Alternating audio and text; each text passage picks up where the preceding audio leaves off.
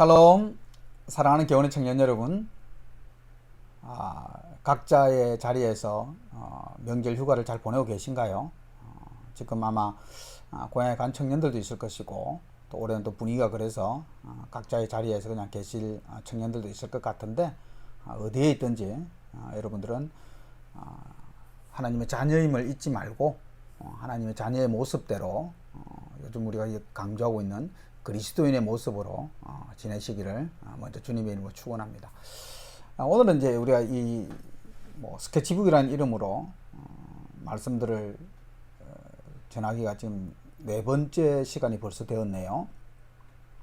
오늘은 제가 지난번에 말씀드린 것처럼 우리가 성경상에서 나오는 용어들에서 제가 한번 정리를 좀 했으면 좋겠다라는 생각을 좀 했어요. 왜냐하면 청년들이 그런 데 대해서 굉장히 관심을 가지고 있고 또 그런 용어들을 잘 알므로 인해서 이제 우리가 명확하게 들어갈 수 있거든요. 어떤 신앙적인 부분이라든지 아니면 하나님을 아는 부분이라든지 진리에 관련된 부분. 그래서 용어를 아는 것이 굉장히 중요한데, 우리 흔히 말로 세상 말로는 정의라고 할 수도 있고 개념 이렇게 이야기할 수 있고 컨셉 여러 가지 의미를 이야기할 수 있지만, 일단 우리는 용어 정리를 좀 했으면 좋겠다 싶어 제가 첫 번째 시간으로 뭘 잡았냐면 하나님의 이름에 대해서 좀 잡아봤습니다. 하나님의 이름. 사실 성경은요, 그 이제 성호, 하나님의 이름을 갖다 성호 이렇게 하거든요. 성스러운 이름, 성스럽게 부른다 이래서 성호 이렇게 하는데, 그냥 요즘은 여러분들은 하나님의 이름 그래도 괜찮습니다. 예. 하나님의 이름에 대해서 좀 아는 것이 굉장히 중요합니다. 왜냐면 구약시대에, 특별히 구약시대 때 하나님은 여러 가지 이름으로 불려졌거든요. 그래서 그걸 성경에서 이런저런 그때마다 다르게 불려지는 하나님의 이름을 하면 굉장히 중요한 사건들 가운데서 그런 것이 나타나거든요. 오늘은 짧게 아주 굉장히 많은 시간을 할애해야 되지만 짧게 제가 그렇게 해서 하나님의 이름들에 대해서 잠깐 말씀을 한번 나눠보도록 그렇게 하겠습니다. 먼저 구약에 나타난 하나님의 이름은요, 엘로힘이라는 단어를 굉장히 많이 씁니다. 엘로힘이라는 것은 제일 처음에 나오는 겁니다. 뭡니까? 창조주 하나님, 그런 의미입니다. 만물을 창조하신 전능의 하나님, 이런 의미가 엘로힘입니다. 여러분 아시는 것처럼 이 엘이라는 단어에 이게 집중을 하셔야 됩니다. 이 엘이라는 단어 자체가 하나님의 의미가 분명히 내재되어 있습니다. 이 엘이라는 자체에 구약시대 때 여기에 엘 플러스 엘 플러스 이런 식으로 하겠는데, 엘로힘 그러면 전능하신 하나님, 창조주이신 하나님, 그렇게 의미가 분명히 되어 있습니다. 이건 이제 구약시대 때 히브리어로 기록되어 있는데 신명기 10장 17절에 그렇게 기록이 되어 있습니다. 크고 능하시며 두려우신 하나님, 그런 의미에서 엘로힘 이렇게 이야기하는데, 엘로힘이라는 것은 우리가 크고 두렵고 경외해야 될 총체의 하나님, 이런 의미가 분명히 존재합니다. 또 우리가 알아야 될 것은 성경에서 엘로힘으로 나타나시든 엘로 나타나시든 어떤 다른 의미로 나타나시든 하나님은 특별히 단수로 나옵니다. 단수로. 사실은 이 우리나라도 여러분 하나님이라는 말 쓰기도 하지만 다른 데서 하느님이라고 쓰기도 하고 한울림 이런 여러 가지 이제 그 비슷한 의미로 이렇게 쓰는 단어들이 많잖아요, 그죠? 근데 고대 근동에서도 엘이라는 단어를 어떤 절대자, 존재자의 의미로 많이 썼습니다. 그런데 그때 항상 쓸 때마다 그것은 복수형으로 썼어요. 복수형으로. 그 말의 의미는 무슨 말이냐면 여러 신들 중에 하나, 이런 의미로 썼거든요. 근데 성경이나 기타 어디에서 보면 우리가 보면 헬라에서 히브리어에서 보면 단수로 씁니다. 단수. 굉장히 중요한 의미입니다. 단수로. 오직 한 분이신 하나님, 그런 의미로 엘이라는 의미를 씁니다. 그래서 첫 번째 나오는 이제 엘로힘 이렇게 이야기하면, 엘로힘은 아까도 말씀드렸듯이 창조하시며 두려우신 하나님, 전능자신 하나님, 그러니까 뭡니까? 총체의 하나님, 그죠? 모든 것이 하나님, 그런 의미가 분명히 존재합니다. 그 다음에 엘 엘리온이라는 말을 쓰는데, 엘 엘리온이라는 말은 지극히 높으신 하나님, 그런 의미가 있습니다. 우리 지극히 높다 그러면 어떻습니까? 우리가 찬양하신 높은 곳을 찬양하는 하나님, 높은 곳에 계신 하나님, 뭐 찬송할 하나님 그런 의미에서 엘 엘리온 이렇게 씁니다. 찬양받기에 합당하신 하나님 이렇게 할 때 이제 엘 엘리온 그렇게 이야기를 하고요. 그 다음에 이제 우리가 이런 단어를 많이 쓰죠. 엘 샤다이 이런 말을 쓰는데 창세기 17장 1절에 나옵니다. 그죠? 창세기 17장 1절에 나오는데 엘 샤다이 그러면 나의 모든 것을 충족시켜 주시는 하나님. 우리 필요를 채워 주시는 하나님. 그런 의미가 분명히 존재합니다. 엘 샤다이 이렇게 우리가 많이 쓰죠. 그죠? 예. 그다음에 엘로이 감찰하신 나를 쳐다보신 하나님. 그런 의미가 분명히 존재합니다. 그죠? 그러니까 이제 시편에 나오는 것처럼 내가 어디를 가든 하나님의 눈을 피할 수가 있겠습니까? 그러니까 그럴 때 우리가 엘로이 그렇게 하는데 엘로이. 그렇죠? 엘로이. 그다음에 이제 우리 하나님은 처음부터 끝까지 계시잖아요. 그죠? 전능하신 그러지만 또 뭡니까? 영원하신 하나님. 그래서 하나님은 영원하시단 말이에요. 그 엘 올람 그렇게 표현을 합니다. 그리고 이제 우리 그러면 이제 그런 말을 쓰잖아요. 우리가 목사님 제일 많이 쓰는 단어가 뭡니까?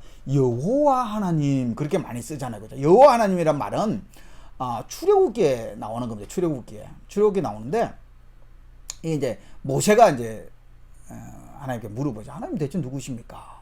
하나님 누구십니까? 이게 물어봤을 때 이제 그렇게 얘기하죠. 나는 스스로 있는 하나님이다. 스스로 있는 하나님이다. 시내사에서 모세에게 하나님께서 계시할 때 그죠? 스스로 있는 하나님이다 할 때 여호와 이렇게 이야기합니다. 여호와. 여러분들 아시는 것처럼 모릅니다. 하나님 어떻게 나셨습니까? 어떻게 오셨습니까? 어떻게 계십니까? 이렇게 물어봤단 말이에요. 근데 하나님은 하나님이 할 때 나는 스스로 있는 하나님이다. 항상 살아계시며 계신 하나님이다 할 때 그때 뭡니까? 여호와 이렇게 이야기합니다. 여호와. 근데 사실 여러분 그건 아시죠? 여호와라고 우리가 이렇게 표현을 하지만 사실은 그 히브리어의 발음에는 야훼라는 말이 사실은 훨씬 더 원어에 가깝습니다. 근데 우리는 이제 그게 헬라어에서 히브리어에서 헬라어로 라틴어로 영어로 이렇게 넘어오면서 여호와 또 사실 여호와도 아주 정확한 발음은 사실 아니죠. 그죠? 영어로 보면 여호와 이렇게 발음되기도 하고 뭐 이렇게 하는데 우리는 뭐 그런 것이 특별히 의미를 둘 필요는 없을 것 같고요. 일단 원어상으로는 야훼라는 말이 아주 더 가깝습니다. 야훼 약하게 야훼 이렇게 되고 이제 우리는 여호와. 근데 그 본질적인 의미가 뭐 다른 것은 전혀 없죠. 그죠? 근데 여호와라는 이름은 우리가 설명이 좀 필요합니다. 여호와는 뭐냐면 아까 말한 것처럼 나는 그대로 존재한다. 나는 나로 존재한다. 그런 의미가 분명히 있고요. 두 번째는 보면 하나님의 인격성이 그 여호와라는 말에 포함되어 있습니다. 하나님 인격성이라고 되어 있는데 이 하나님의 인격성은요. 하나님은 사실 우리가 그 하나님의 인격을 판단할 수가 없습니다. 그냥 성경에서 말하거나 많은 신학자들은요.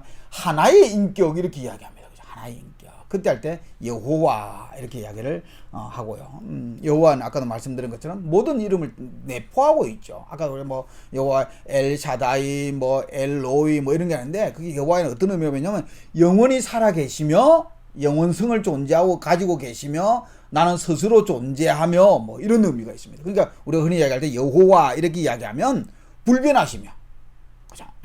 진실하시며 또 약속을 지키시는 분이며 뭐 주권적으로 세상을 다스리시며 그게 우리 아주 유의해야 할 단어 하나 유일하시며 그게 의미가 포함되어 있습니다. 여호와는 말하는 조금 많은 의미가 포함되어 있죠. 그러니까 여러분들은 물론 뭐 여러 가지 단어들 뭐 아까도 말씀드린 거죠. 엘 샤다이든 엘 로이든 엘로임 뭐 엘로힘 뭐 엘 엘리온 이런 단어도 굉장히 중요하지만 여러분들 근본적으로 딱 기억해야 될 것은 여호와 하나님. 그 여호와 하나님의 의미가 뭐냐? 불변하시며 진실하시며 유일하시며 주권적으로 세상을 다스리고 계시며 약속을 지키시는 분 그게 여호와예요. 그러니까 우리가 여호와 하나님 그러면 그 속에 다 포함되어 있는 거예요. 나를 지켜주시는 분, 세상을 지켜주시는 분, 진실하시며 약속을 지키는 분, 뭐 불변하시며 이렇게 다 포함되어 있으니까 우리는 사실 여호와 이름을 부름으로써 나는 그분을 믿고 따릅니다라고 의미가 다 포함이 되어 있는 거죠. 참 중요합니다, 그죠? 그리고 우리가 그 여호와 이름을 그러니까 성경에도 보면 여호와 이름을 망령되게 일컫으면 안 돼요. 그러니까 이제 한번 그런 일들이 있었죠. 사실은 뭐 우리나라 욕에 비하면 미국 욕은 굉장히 부드럽지만, 그 속에 사실은 예수 그리스도라든지 여호와의 이름을 농담화한다든지 희화화하는 그런 것들이 많습니다. 근데 요즘 그런 걸 잘 안 쓴다고 그래요. 잘 안 쓴다고 그래요. 그러니까 참 하나님의, 저는 그런 면에서 굉장히 좋은 것 같아요. 좋은 것 같아요. 우리도 마찬가지입니다. 여호와 이름을 망령되이 일컬으면 안 됩니다. 근데 요즘 세상 이름은 하나님의 이름을 너무 우습게 여기고 가볍게 여기고 그런 사람들이죠. 저는 사실 그런 사람들 볼 때마다 그 사람들을 먼저 비난하고 정죄하기보다는 약간 두렵습니다. 저 사람이 어떻게 살아계신 하나님을 저럴 수가 있을까 하는 생각이 듭니다. 근데 적어도 우리만이라도 이러면 그러시면 절대로 안 됩니다.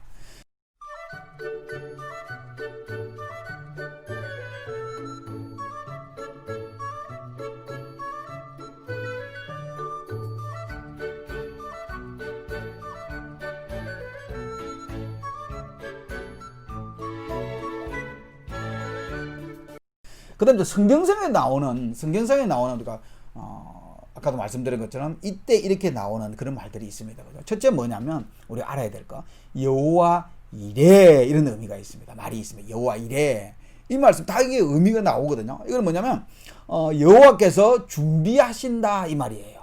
여호와께서 준비하신다, 이 말은 창세기 22장 14절에 나오거든요. 아브라함이 그 땅 이름을 여호와 이레라 하였으며, 이렇게 되어 있습니다. 창세기 22장 14절에 기록되어 있습니다. 이건 여러분 아시는 것처럼 아브라함이 이삭을 번제로 바치기 위해서 모리아산으로 올라갈 때 하나님께서 미리 그곳에